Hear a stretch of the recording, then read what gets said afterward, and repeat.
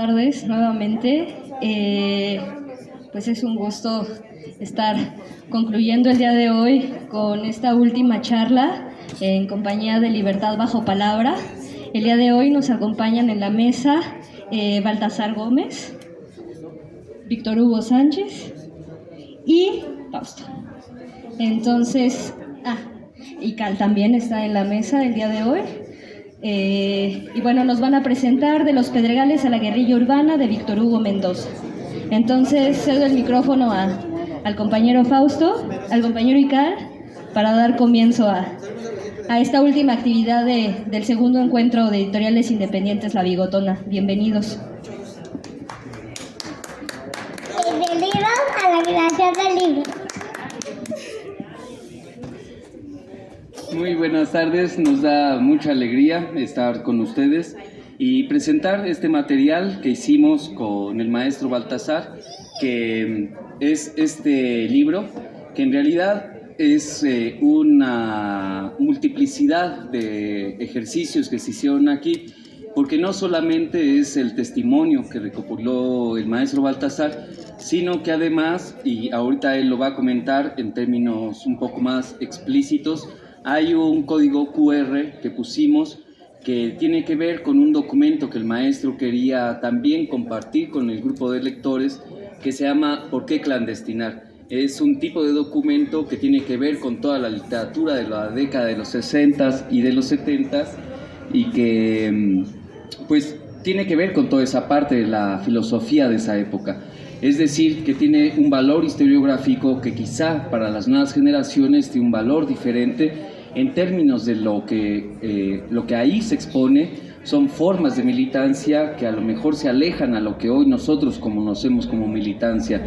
Es decir, no se construye una estructura de liderazgo vertical. Lo que hoy estamos pensando todo el tiempo son la construcción de colectividades horizontales, etcétera, etcétera. Entonces creo que el tipo de documento nos enseña mucho a reflexionar en términos de las posturas que se generaron hace 50 años y de lo que hoy estamos haciendo políticamente, o de lo que hoy están haciendo un conjunto de... Y entonces creo que ese es uno de los primeros niveles, o sea que es muy importante. La otra cosa, por supuesto, es un testimonio que recopiló el maestro Baltasar, que es una colonia, que sigue siendo una colonia popular en la Ciudad de México, que es Cantera, muy cercana a Médica Sur. No sé si ustedes ubiquen geográficamente eso, por el Estadio Azteca, por Médica Sur, que yo creo que eso sí es muy importante. Yo creo que eso sí es muy importante mencionarlo, que tiene que ver con algo que ha sido completamente invisibilizado en la historia de la Ciudad de México, y que es que el 40% de la Ciudad de México se construyó con el movimiento urbano popular, ¿no? Entonces este es un libro que no solamente tiene que ver con el proceso de construcción de una ciudad, sino que también tiene que ver con la forma en la que grupos de migrantes se van politizando en el proceso asociativo dentro de las organizaciones del movimiento urbano popular. Y por supuesto combinado con todo el ejercicio de lo que estaba sucediendo, por supuesto, cerca de la universidad, ¿no? Que es el ejercicio, ¿no? Que es lo que básicamente está sucediendo en la narración que nos está planteando Víctor Mendoza. Es decir, el grupo de estudiantes universitarios que se están acercando hacia las colonias populares, hacia Santo Domingo, hacia Cantera, Pueblo Quieto, etcétera, etcétera, intentando, pues sí, buscar nuevas bases sociales, ¿no? Entonces aquí lo que yo creo que es muy importante y que a mí me gustaría mucho mencionar es que yo siento que en términos editoriales, no sé cómo lo vea el maestro Baltasar, estamos en un momento de un primer momento de producción historiográfica sobre la guerrilla en México, ¿no? No sé si los compañeros lo recuerden, cómo se llamaba este compañero chino, que cuando le preguntan sobre qué pensaba sobre la Revolución Francesa en tiempos de Mao Zedong, Chen Lai, cuando le preguntan a Chen Lai qué piensa sobre la Revolución Francesa, él dice: todavía es demasiado pronto para entender lo que sucedió en la Revolución Francesa. Todavía es muy pronto para entender realmente lo que sucedió con todo ese grupo de hombres y mujeres que en la década de los 60 y de los 70, de los 80, pusieron su vida, pusieron su cuerpo por intentar construir un país de otro tipo. Existen muchas preguntas que recién un grupo de personas se están elaborando, que están preguntándose, y este tipo de materiales yo creo que representa ese primer acercamiento, que en este caso es la voz directamente de los actores, en este caso el testimonio de Víctor, una persona que venía de estas colonias populares, de invasiones que había anunciado Echeverría, si mal no recuerdo, como incluso la anunció como una de las mayores invasiones populares a nivel latinoamericano. ¿Qué es lo que pasa cuando suceden o cuando convergen esta triple historia del movimiento urbano popular, de la historia universitaria, de la formación política, y por el otro lado, toda una cosa que tenía que ver con la lucha contra el autoritarismo, que no venía no solamente de la Ciudad de México, sino que era un problema absolutamente nacional, ¿no? Y que por eso tenemos ese primer surgimiento de la guerrilla en México, que no tiene que ver con el centro, sino que en muchos sentidos la guerrilla en México surge en el norte, ¿no? Es uno de los focos más importantes, y habría que pensar, porque ese es el tipo de cuestionamientos que hace falta seguir ahondando. Entonces, bueno, nosotros como parte del editorial de Libertad Bajo Palabra, pues yo quiero ser muy breve. Los invitamos a que visiten nuestra página. En la página de internet van a poder, en el momento que el maestro Baltasar nos dé la autorización, que no le hemos pedido, pero para volver de libre descarga el testimonio, pero lo que sí ya tienen de libre descarga en nuestra página de internet es este documento de por qué clandestinar, que es este documento que les menciono de la década de los 70, que ahorita el maestro Baltasar nos comentará cuál es el contexto en el que llegó a sus manos, cómo es que se fue generando, etcétera, etcétera. Entonces, bueno, por mi parte, pues es un gustazo estar aquí de nueva cuenta en La Bigotona, agradecer a todo el conjunto de compañeros y de compañeras que hacen posible este tipo de encuentro. Eso es algo que siempre tenemos que agradecer, que siempre tenemos que aplaudir, y por supuesto, pues agradecer a grandes colaboradores como lo es Víctor, que es una persona que nos ha acompañado desde hace una década, y gente como el maestro Baltasar, que recién ahorita se está incorporando al grupo de cómplices de Libertad Bajo Palabra. Entonces, bueno, maestro, ¿qué les parece? La invitación sería, Víctor, si hablas unos 10 minutitos, que hable el maestro Baltasar 10 minutitos. Ahora yo. Un poquito más, 5, ¿no?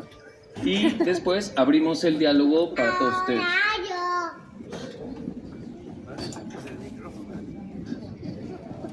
Bueno, buenas tardes.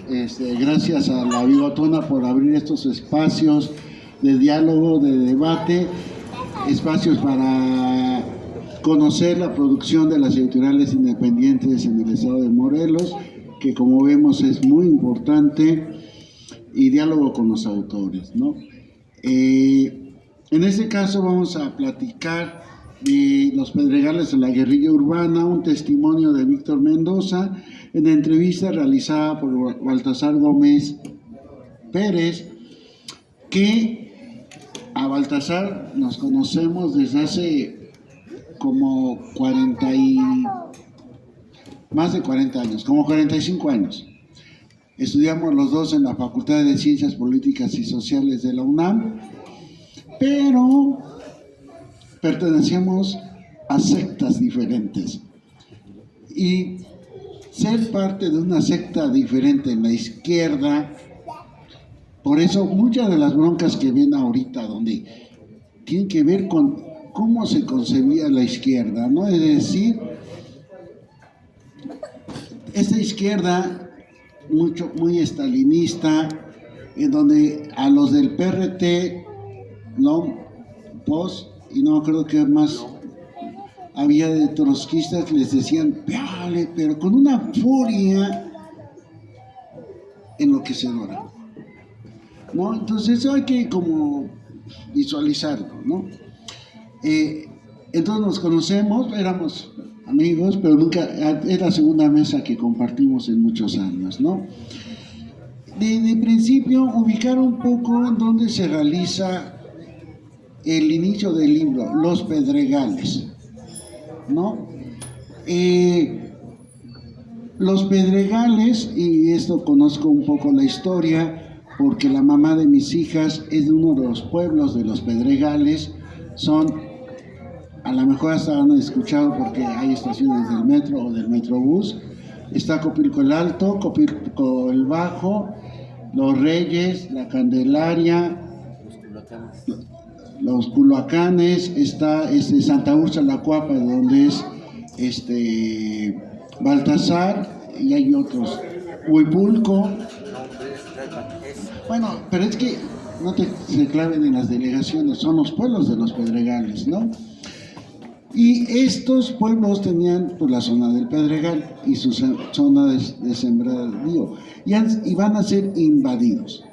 Sus terrenos van a ser grandes invasiones y bueno, y grandes conflictos sociales. Y que tiene que ver, como decía Fausto, con el movimiento urbano popular. Y que efectivamente, a 50 años, por ejemplo, de la fundación de la colonia Rubén Jaramillo, aquí en el municipio de Temisco, la fundación del campamento Tierra y Libertad en Monterrey, apenas se está reflexionando sobre eso, ¿no? Es tardado, pero es urgente además, ¿no? Hacer estas reflexiones, estas críticas, estas autocríticas, entender procesos sociales muy complejos de los últimos 55 años, ¿no? Es decir, en muchos casos en esas narrativas aparece el 68 y luego algo ocurre después, ¿no? Y luego concluye con el 88, con Cuauhtémoc Cárdenas, y luego con el momento de liberación de la Cuarta Transformación. No mames. Hay un montón de cosas internas que nos va entendiendo cómo estos nacionalistas se juntan con los socialistas para crear un nacionalsocialismo a la mexicana, ¿no? Y bueno, tiene que ver con toda una historia. Y parte de esa historia, pero esta historia la debemos de hacer, sí, efectivamente, con los archivos que se pueden consultar, como el de la Dirección de Investigaciones Políticas y Sociales, con los archivos que no se pueden consultar del ejército, porque ese ejército que reprimió es exactamente el mismo ejército que hizo el genocidio en 1916 aquí en Morelos. Es la misma institución, el genocidio que hizo contra los cristeros, el ejército que hizo la guerra sucia, el ejército que entrenó a los paramilitares en Acteal, es el mismo. Los archivos. Pero por eso son tan importantes los testimonios de los que participaron, ¿no? Son fundamental la voz de esos que participaron de diversas maneras, ¿no? Y este es un testimonio muy importante. La suma de los testimonios nos va a dar una visión muy interesante, ¿no? Les voy a leer, por ejemplo, una parte del testimonio. Después de un enfrentamiento que tiene Víctor Mendoza, él dice, en la entrevista que le da a Baltasar: en esos momentos ya sabíamos en los que nos metíamos, ya habíamos practicado, ya le entrábamos, cuando menos, ya ahí íbamos a una reunión de la liga. A esas alturas ya no estábamos indecisos, lo que queríamos era adquirir conocimientos. Éramos los clásicos aventados, no totalmente conscientes. No, ese testimonio, pero ojo, puede quedar como que hay una inconsciencia, y la había, pero ese no es el caso. Es decir, es como un mural hecho con pequeñas, esos mosaicos, que si lo vemos cerca, como que no nos dice mucho. Cuando nos alejamos, lo entendemos, ¿no? Testimonios similares se manejan, por ejemplo, con los todo lo que el programa de historia oral que realizaron Salvador Rueda, Laura Espejel, que entrevistaron a viejitos, un poco como ahorita está Víctor Mendoza, un poco mayores en ese entonces, sobre su participación en el zapatismo, ¿no? Y en lugar de que le relataran grandes batallas, por ejemplo, algunos decían, no, nosotros nos escondíamos atrás de una piedra y a veces nos asomábamos y echábamos un tiro, ¿no? Es decir, no existen las grandes narrativas, son estos pequeños mosaicos, estas multiplicidad de voces y prácticas las que nos dan el mosaico del zapatismo. Y lo mismo, este testimonio nos puede dar, es parte de un mosaico mucho más grande, ¿no? Y que tenemos problemas, por ejemplo, la destrucción de documentos, que era una práctica muy común, tanto de la policía como de los militantes, porque cada vez que se allanaba una casa había que quemar documentos, enterrarlos, ¿no? Entonces, creo que estamos en ese proceso de reconstrucción de estos años, que alguien le llamó estos años de la furia, de la rabia, del fuego, ¿no? Porque se había visto cómo se había reprimido en el 68, en el 71, cómo se recurría a la represión. Ojo, y algunos de esos que recurrieron a la represión ahora están en el gobierno, ¿no? Entonces, eso es importante, recuperar esas voces para ir reconstruyendo una historia muy compleja, ¿no? De estos años muy complejos. Bueno, gracias.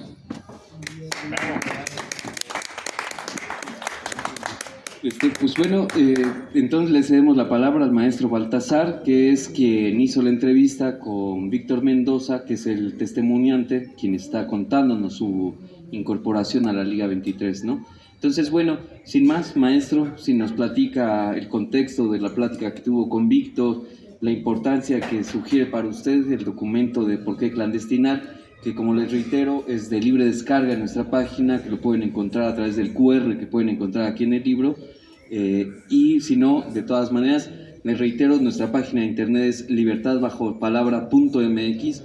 Ahí pueden encontrar mucho de nuestro contenido para libre descarga y entre ellos el documento que nos hizo llegar el maestro Baltasar. Entonces, maestro. Gracias, buenas tardes. Miren, y primero que nada agradezco mucho a la gente que me apoyó. No sé si aquí se encuentre la persona que me apoyó. Yo no podía venir por cuestiones económicas, ya sé que es muy barato, me lo dijeron muchas veces, pero en serio no podía estar aquí, y alguien de aquí se lo agradezco de corazón, no más a él, sino a varias personas que me hicieron el favor de apoyarme para estar aquí. Víctor y Fausto nos están diciendo cosas muy interesantes. El escribir y rescatar la memoria histórica, no precisamente de gente que nos hable de eventos culturales, todo esto como en un pueblo, como fue el pueblo de Santa Úrsula, Cuapa, ahí en Coyoacán, es necesariamente parte de esa historia. La historia también son esos movimientos que, aunque no lo crean, son parte del cambio político que se vive en este país. La guerrilla urbana prácticamente es olvidada, o es un tabú, o fue un tabú. Yo agradezco mucho el apoyo de Fausto y también al entusiasmo que tienen muchas editoriales en rescatar la memoria histórica de estos movimientos. Víctor y varios compañeros se daban cuenta, no eran intelectuales, no eran gente que estuviera en las universidades, eran obreros, pero que el trabajo que hacíamos como estudiantes era el tratar de llevar conciencia, supuestamente, hacia la gente, a la clase obrera. La clásica idea de que el proletariado al poder tomar el cielo por asalto. Los 70 para muchos, en esa época que éramos jóvenes, era una época de utopía, de cambiar al mundo, de volverlo más sociable, y a costa de lo que fuera. Y había corrientes, lo que decía Víctor tiene mucha razón, Nosotros éramos corrientes que nos enfrentábamos entre nosotros mismos, maoístas, trotskistas, reformistas, ultras, guevaristas, y era buscar cuál era la verdad absoluta de la izquierda. Rescatar la memoria histórica de un obrero que se volvió guerrillero para mí es fundamental porque nos da la idea de que él me dice una cosa y que no era nomás él, eran varios. Cuando nos poníamos a leer El Capital o nos poníamos a leer el manifiesto del Partido Comunista o el Estado y la Revolución, nos decía, oye, yo no entiendo nada. No te preocupes, para eso estamos nosotros, la vanguardia que te va a enseñar. Era parte de esa idea de que nosotros traíamos la verdad absoluta y podíamos enseñar al proletariado a tener esa verdad. Tan es así que los convencimos de levantarnos en armas ante un Estado que no solo tenía un ejército, no solo tenía una marina, tenía porros, tenía guardias blancas, tenía halcones, tenía la Batallón Olimpia, tenía la Brigada Blanca, tenía paramilitares, tenía orejas, los distribuidores de drogas. O sea, era un sueño utópico. Incluso llegábamos a soñar qué íbamos a hacer, qué es lo que le platicaba Víctor, cuando tomáramos el poder con tantos militares, con los burgueses, ¿dónde los íbamos a fusilar? O sea, era una cosa, pero era parte de ese sueño que éramos capaces de hacer. Y como decía Fausto, era nuestra vida contra la de ellos, pero no era una vida nada más a aventarlo al azar, era toda una propuesta política de un cambio de país. Por eso para mí es importante este rescate, y no nomás he leído los Lacandones, he leído tanta literatura que se me ha hecho fabulosa, porque eran los sueños de una generación de jóvenes que en lugar de estar en los antros bailando, tal vez en un bar o tal vez en una cantina o jugando fútbol, estábamos en círculos de estudio o las famosas encerronas, organizándonos o pensando cómo vamos a organizar al obrero, al campesino. Eran épocas. Alguien por ahí preguntó, ¿y valió la pena? Yo digo que sí, valió la pena. ¿Cómo chingados no? El sueño, ¿por qué no? Si no movimos el mundo, por lo menos creo que logramos que cambiara mucho la forma de pensar de toda una generación. No somos tontos, no somos soñadores. Mucha gente se quedó en el camino. Si nos preguntan sobre nombres, a mí me preguntan siempre eso. Oye, ¿te acuerdas? No me acuerdo, porque la idea era que no había nombres. No había direcciones, no me acuerdo. Pero cometí un error. Yo siempre escondía los documentos. Siempre pensé en la historia. Siempre dije, estos documentos son históricos y hay que guardarlos. Porque cuando triunfemos, esto va a ser la historia, que vamos a demostrarle cómo nos formamos. Ahorita le pregunté a Víctor, si me dice, Víctor, tienes razón. Eran jaladas. Ya casi nadie se acuerda de la burguesía, la pequeña burguesía, el lumpenproletariado. Ya nadie se acuerda pues, más ni del marxismo. Ya los libros del gran progreso ya se venden en las chácharas, en los mercados, cuando eran libros que buscábamos para conseguirlos y leerlos. La historia es cruel, pero es la historia y no hay que arrepentirse. Por eso este documento que tienen, ¿no?, que en QR, que también me cuesta mucho todo esto de la tecnología, muchos de estos documentos los escondía yo. Y uno que por ahí tiene, justo que le pedí por favor que jamás lo saque hasta que digamos luz verde. Estos documentos los escondíamos porque yo pensaba que era esa historia. Ahora léanlo, y se los he pedido, léanlo, porque van a ver la forma de pensar que teníamos. Van a pensar, oye, qué ridículos era. La pequeña burguesía, cómo clandestinar, cómo cambiar tu nombre, cómo cambiar las casas de seguridad. Bueno, así nos formaba. A Víctor le tocó ser la gente que se unió porque creyó en ese sueño de una generación de jóvenes clase medieros universitarios que querían cambiar el mundo. Y no nomás Víctor, hubo varios, eran 2 células que estaban en los Pedregales. Y a mí me da gusto porque él no se arrepiente. Él está consciente de que fue parte de la historia y es parte de la historia. Él lo iban a fusilar, él vio torturas en el campo militar, él estuvo en Lecumberri, él vio gente que ya no, que está desaparecida políticamente, al papá de David Jiménez Sarmiento, él lo vio. Él vio a mucha gente, por eso le hicieron el simulacro del fusilamiento. Él aguantó la tortura. Como muchos creemos que esto no se debe de platicar. Como muchos pensamos que esto se queda ahí, en la casa, entre los cuates, tal vez una noche de bohemia. Y ahora lo podemos platicar abiertamente. Y es triste a veces pensar que esa literatura no llega. No llega a los que deben de llegar, que es a las generaciones más jóvenes. En un mundo globalizado y tecnificado, donde es más importante ver qué está saliendo en TikTok, en saber si Luis Miguel va a cantar o no va a cantar, en si no sé, el América y el Chivas van a enfrentarse, no sé. Pero leer a veces cuesta. Leer, tener un libro, pesa. Pero somos aferrados. Si no rescatamos la memoria y no la escribimos y no se pone en la tinta y corre entre la gente, ¿cómo vamos a hacer que la gente entienda que lo que están viviendo no es por la gracia de un político, por la gracia de Dios, sino por la lucha social de miles de jóvenes y de generaciones que vienen atrás?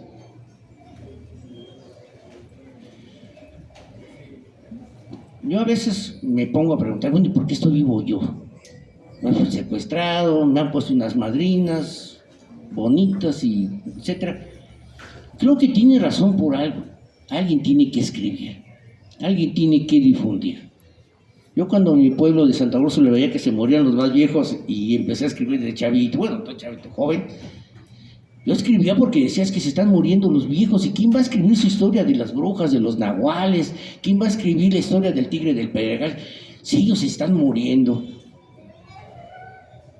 Y a veces veo eso también de la guerrilla urbana, se están muriendo, ya se fue el Guaymas, ya se están muriendo varios. ¿Quién va a escribir su historia? No para que sean héroes, a que entiendan esa generación que vivió en los 60s y 70s y que creyó en un mundo mejor. No es el Principito, es la vida real.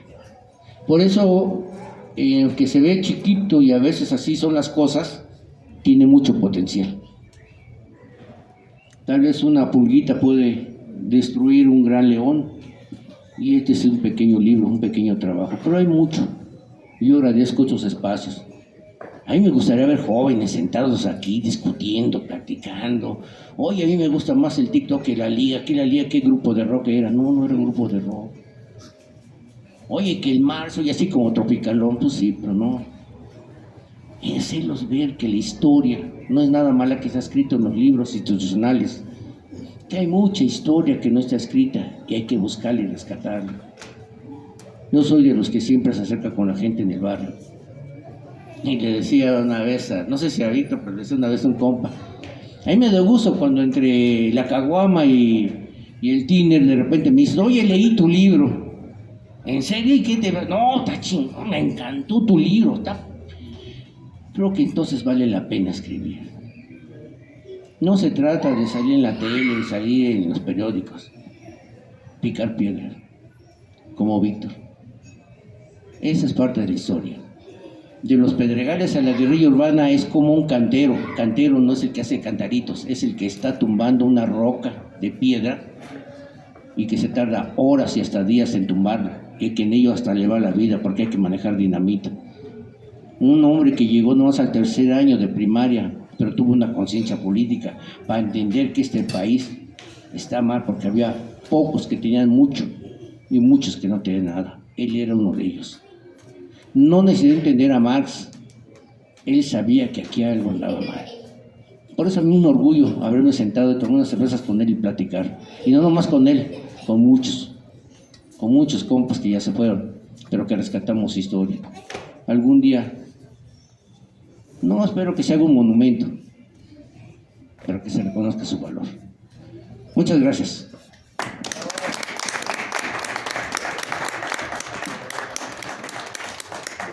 Yo voy a abusar del micrófono solamente para decir 2 cositas refutando al maestro Baltasar. Yo no creo que ni haya sido ridículo lo que hicieron. Creo que tiene que ver con una disciplina militante de su época, de la que vivieron.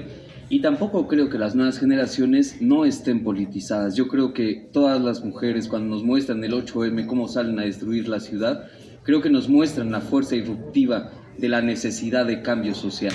O sea, yo creo que eso es algo extremadamente importante. Las nuevas generaciones, ustedes crecieron viendo quizá en la radio, si tenían televisores en ese entonces, viendo las noticias de la revolución sandinista, cosas por el estilo.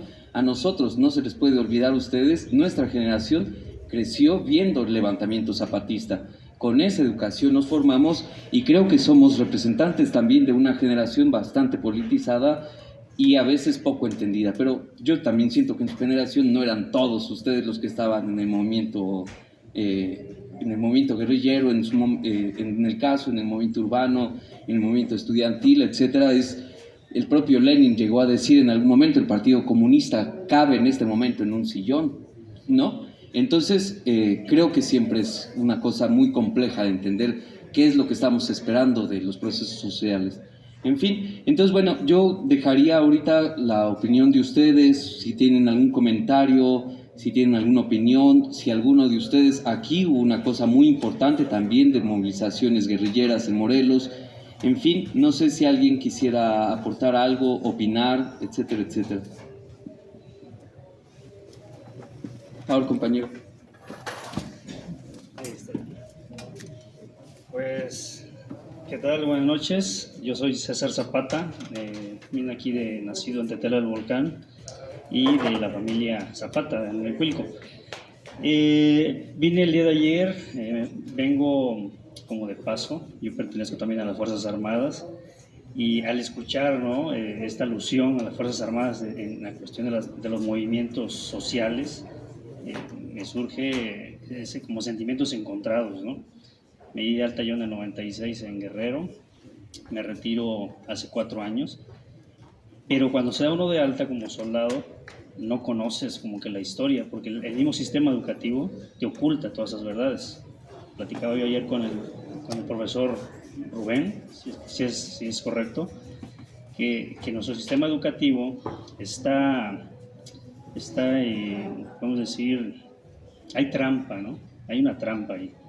Y yo escucho compañeros militares decir, cada vez que hay movimientos sociales, incluso militares han ido a marchar por derechos humanos y dicen, son los revoltosos, ¿no? Cuando yo les digo, yo soy como la oveja negra dentro del ejército, les digo yo, por esos revoltosos ustedes tienen derechos, por esos revoltosos tú perteneces al ejército constitucionalista, ¿no?, que es el de ahora, después de la revolución, que aparentemente nunca terminó, ¿no?, si es así.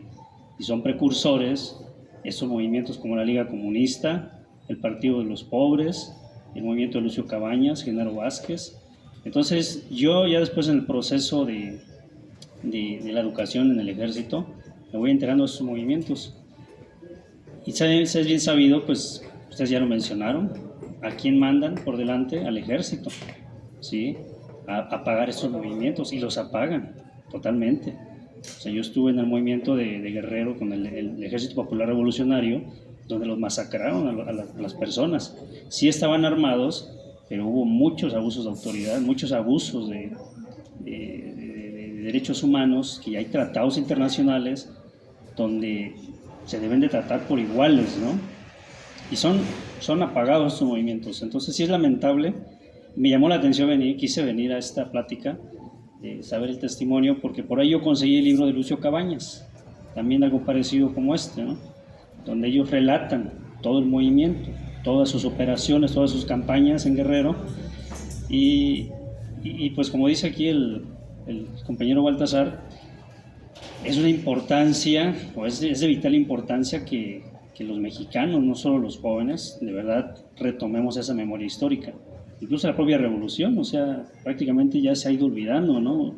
El nombre Zapata, Morelos, Villa, ya son casi meramente a veces como íconos, ¿sí?, a nivel mundial, pero no profundizan los propios mexicanos en saber qué es lo que hicieron. Entonces, la pregunta, más que nada, yo quisiera, más que nada también invitarlos a un canal que tengo yo de comunicación. Ahora yo soy comunicador, después del ejército, precisamente por esa inquietud, ¿no?, de buscar la verdad, de buscar qué va a pasar, ¿no?, con este México que tenemos, que no es de ahora, sino que prácticamente desde que nos invadieron, ¿no? En España, los españoles. ¿Qué va a pasar con este México donde esta cuarta transformación se supone que iba a hacer otro cambio igual que el presidente del PAN con Fox, y es más de lo mismo, ¿no?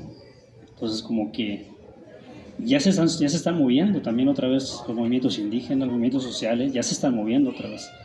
¿Cómo lo sé? Bueno, pues porque estoy comunicado con ellos, estamos comunicados con los pueblos, y en este año, para el 2024, va a haber noticias, ¿no? Van a surgir otra vez movimientos sociales no partidistas. ¿Y qué va a pasar con las Fuerzas Armadas, con el gobierno? O sea, ¿cómo vislumbran pues estos, de aquí al 2030, que hay una agenda internacional, la Agenda 2030, cómo se vislumbra la participación de México en estas cuestiones políticas y a la par de los movimientos sociales, que yo creo que nunca van a dejar de existir? O sea, la Liga Comunista, yo la conozco desde el ejército, desde el sistema de inteligencia. Yo pertenezco al sistema de inteligencia. Yo tengo actualmente debo de tener alguna tarjeta dentro de la inteligencia militar. ¿Por qué? Porque ya soy activista. Cualquier activista ya tiene un antecedente en la Sedena, ¿sí? O sea, ya es vigilado. Marcos, cualquier Genaro Vázquez, Lucio Cabañas. Hay generales, ¿no?, que supuestamente metieron a prisión por los delitos de lesa humanidad, aunque solamente fueron arreglos, no fueron operaciones ahí para calmar a la gente. Entonces la pregunta es esta, ¿no?, de que ¿cómo ven a este México de aquí al 2030? Y con este precedente, porque realmente es importante que hayan surgido esos movimientos, porque ahora yo lo sé, lo saben algunos jóvenes, mis hijos lo van a saber. Entonces, si no hubiera ese conocimiento, pues prácticamente fuéramos tibios, ¿no? Y pienso que así sería. Si no hubiéramos sabido que hubo un levantamiento armado aquí en Morelos, pues yo creo que hoy estuviéramos peor, ¿no? Estuviéramos tibios con lo que están haciendo los políticos. Entonces, esa es la pregunta, compañeros. Quisiera saber, que me den su visión con esos movimientos sociales que hay, pequeñas células en Oaxaca, en Guerrero todavía. Hay sentimientos no de venganza, pero sí de justicia, donde hubo masacres, Oaxaca, Chiapas, y ¿qué piensan que va a pasar de aquí al 2030? O no sé, de aquí a lo mejor a 5 años, ¿no? O los próximos 6 años. ¿Alguien más quiere hacer una pregunta para que demos la oportunidad de que haya una pequeña ronda o un comentario, algo así, o cedemos la palabra a los compañeros? Bueno, miren, hay varias cosas. Es interesante este tipo de situación. A mí no sé, se me encuentra, bueno, siento varias cosas. Primero que nada es la poca participación de gente o de jóvenes. Para mí es importante porque si es una generación, yo no, bueno, son puntos de vista muy particulares. Cuando hablamos de un movimiento politizado, yo a veces lo pienso un movimiento realmente consciente de sus acciones y realmente consciente de lo que está haciendo, porque trae una idea política de lo que se debe de hacer. No es lo mismo tener libertad que tener conciencia de mi libertad. Yo creo que es una cuestión que me formé y es parte de mi forma de pensar, que las generaciones se están despolitizando, no en el sentido de luchar por un cambio, sino luchan por sus derechos como individuos o derechos sociales. Cuando hablamos nosotros de libertades políticas o de lucha política, yo pensaba más en los cambios de estructuras, en los cambios de formas de gobierno. La formación política de una generación, sí es cierto, es un gran error, era la vanguardia que se pensaba, los iluminados de Dios y los que iban a llevar la luz hacia las masas. Se tenía que educar políticamente. Parece que ahora es al revés, se cree que la libertad política o la conciencia política es simplemente estar en contra de todo, bueno, mi forma de pensar. En ese momento nosotros creíamos que no, que había una conciencia de clase, una conciencia de cambio político. Sobre lo otro, en el barrio te encuentras de todo. Decía Marx que había el lumpenproletariado. El lumpenproletariado era el que iba a alimentar a las fuerzas represivas, a las fuerzas armadas, porque no tenían conciencia de clase. Qué bueno que se tenga conciencia de clase, pero ahí nos tocaba convivir con policías, con madrinas. Yo escribí un libro que por ahí lo traigo, que se llama La historia del reloj, donde había porros que se dedicaban a golpear, dedicaban a amedrentar a estudiantes. Incluso te lo dicen que eran pagados por el gobierno. No tenían conciencia, simplemente vivían por vivir y ganaban su dinerito para poder subsistir, pero no tenían conciencia de clase. Ellos creían que esa era la forma de existir y de vivir. Tener a una persona que tenía conciencia nos daba mucho gusto, y teníamos gente que también pertenecía a las Fuerzas Armadas y entre las charlas, el manejo de armas y todo eso, pero veíamos que no era fácil rescatar a la gente de barrio. A veces se romantiza el barrio, pero el barrio también es canijo, el barrio es pesado, es canijo. Entonces hay que saber con quiénes sí te acercas y con quiénes no te puedes acercar, porque no es cierto que todo el barrio sea la buena onda. Tenemos puntos de vista. Fue una generación, tal vez como lo pueda ver Fausto o lo pueda ver Víctor, fuimos organizaciones tal vez cerradas, y ese fue nuestro error. Nos volvíamos como muy verdad de Dios y no creíamos en que más de allá no había más que lo absoluto, que lo que se pensaba. Yo no sé si qué tanto las Fuerzas Armadas o qué tanto vaya a pasar aquí al 2030. No me atrevo a ser gurú en ese sentido. Lo que sí creo es que es un pueblo que se está moviendo, es un pueblo que está cambiando, que después del 68, después del 71, después de los movimientos que hicieron en los 80, la gente empieza a tomar posiciones políticas, no como se pensaba la dictadura del proletariado, no como se pensaba todo el poder al pueblo. No se ha dado ese sentido, no llega a esos extremos. Se habla de un proceso democrático, y ese proceso democrático tiene reglas y tiene propuestas y tiene juego, y hay que saber estar en ese momento. Todo tiene su época y tiene su tiempo. Nosotros vivimos un tiempo y vivimos un momento.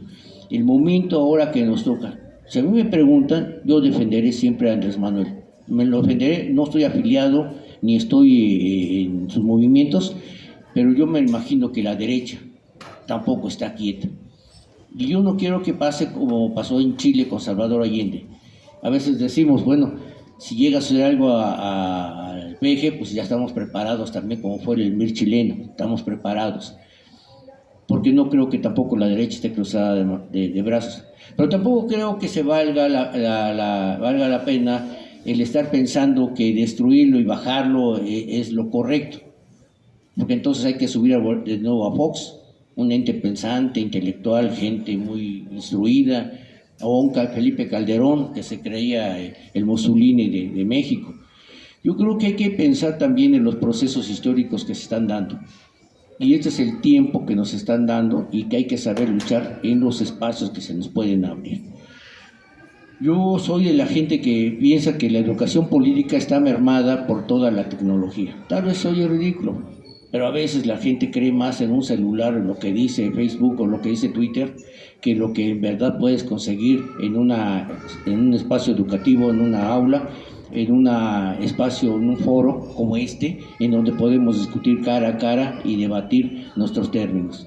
Soy de la gente que se formó en los debates, en las asambleas, donde discutíamos abiertamente, nos agarrábamos por horas, pero debatías y discutías.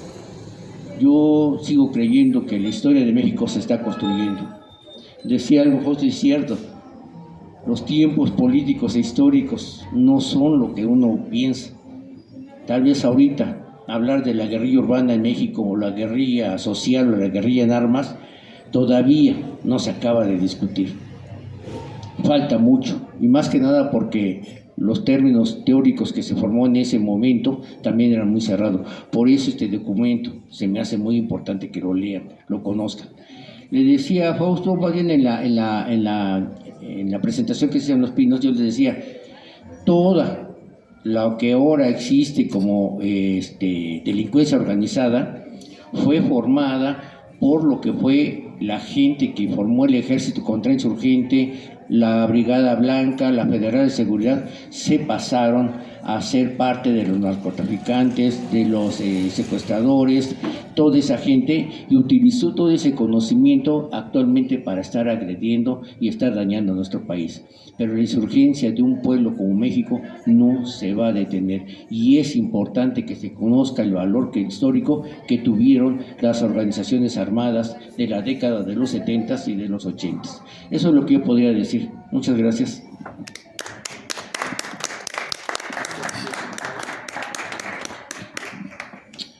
Pues no sé si alguien quiera comentar algo, vertir su opinión.